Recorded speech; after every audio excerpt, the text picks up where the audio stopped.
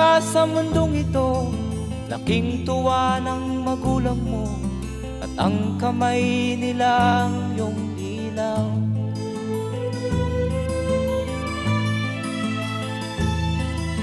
At ang nanay at tatay mo'y di malaman ang gagawin, minamasdan pati pagtulog mo.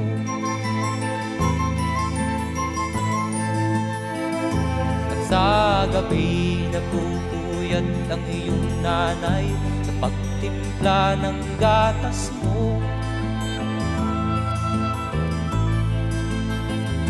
At sa umaga na may kalong ka ng iyong amang tuwang-tuwa sa'yo.